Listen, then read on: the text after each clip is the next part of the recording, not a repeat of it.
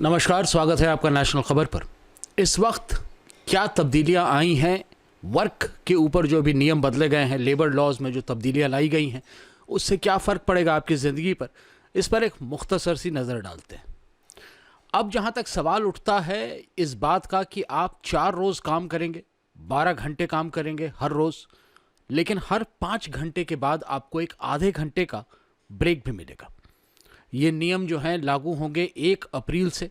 जी हाँ, 1 अप्रैल 2021 से बहुत बड़े बड़े चेंजेस आने वाले हैं, सिर्फ वर्किंग आवर्स में ही नहीं बल्कि ग्रेच्युटी में, पीएफ में, वर्किंग आवर्स में, इन तमाम चीज़ों में बड़ी बड़ी तब्दीलियां होंगी। एम्प्लॉयज़ जो हैं उनको पीएफ और ग्रेच्युटी बढ़ा करके मिलेगी, लेकिन उसी समय जो है ग्रेच्युटी बढ़ते के साथ साथ आपका जो पीएफ या ग्रेच्युटी में जो आपका कंट्रीब्यूशन जाता है वो बढ़ेगा, जिसके चलते आपकी जो टेक होम सैलरी है, घर जो आती है, हाथ जो आती है सैलरी, वो घट जाएगी। बैलेंस शीट जो है कंपनियों की, उन पर भी बहुत फ़र्क पड़ेगा।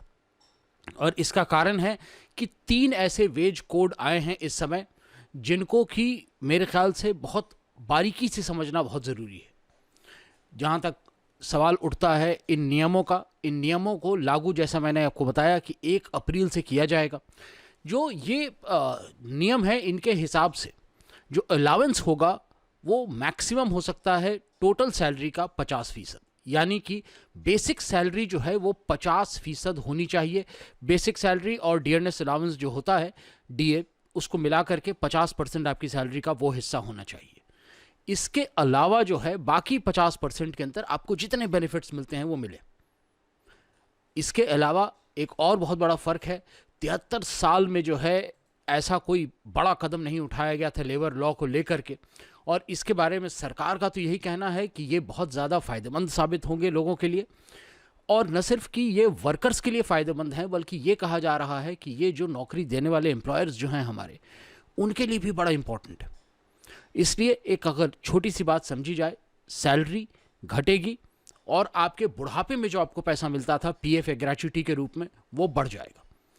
अब इतने बड़े तब्दीली के साथ जो है, क्या हिंदुस्तान का मार्केट इसके लिए तैयार है कि सिर्फ 4 रोज़ काम करे? क्योंकि कई बार अगर आप 4 रोज़ काम कर रहे हैं और कोई दूसरी कंपनी 5 रोज़ काम कर रही है, तो 5वें रोज़ आप उसको सर्विस देने की कंडीशन में नहीं रहते। वैसी कंडीशन में जो है आप एक डिसएडवांटेज में हो जाते हैं, बिकॉज अगर मान लीजिए कंपनी ए 4 दिन काम कर रही है, कंपनी बी 5 दिन काम कर रही है, लेकिन कंपनी बी कंपनी ए को कुछ काम दे के रखी है, तो 5वें रोज़ कंपनी ए के पास कोई जवाब नहीं आएगा। जी हाँ, तो कंपनी सी के पास जाएगी जो कि 5 रोज़ काम कर रही है। तो ये तमाम चीज़ें, अभी बहुत सारी छोटी छोटी चीज़ें हैं जिनको कि नहीं समझ में आ रहा है कि कैसे लगाया जाएगा हिसाब इनका, और इसका क्या फ़र्क पड़ेगा ओवरऑल हिंदुस्तान के काम करने के तरीके पर। क्योंकि अभी भी आप जानते हैं कि बहुत सारी ऐसी कंपनियां हैं जो 8-8, 10-10 घंटे की जगह 12-12 घंटे काम करवाती हैं लोगों से, और वैसी परिस्थिति में कोई तब्दीलियां भी नहीं मिलती, कोई पीएफ नहीं में फ़ायदा नहीं, कोई जो है आपको ओवर टाइम नहीं मिलता है। 12 घंटे के आने के चलते ओवर टाइम 5वें रोज़ अगर आप काम कर रहे हैं 12-12 घंटे काम करके, तो आपका ओवर टाइम कैलकुलेट होता है। तो अब आप समझें कि 48 आवर्स अ वीक, 48 घंटे का सप्ताह जो है, ये इस समय प्रपोज़ किया जा रहा है। देखें इसका क्या नतीजा होता है। रिटायरमेंट के बाद डेफिनेटली थोड़ी लाइफ आपकी आसान हो जाएगी अगर आपको पीएफ ग्रेच्युटी ज़्यादा मिलती है, लेकिन अधिकतर लोग जिनको फ़र्क पड़ेगा उनके लिए रिटायरमेंट अभी बहुत दूर है।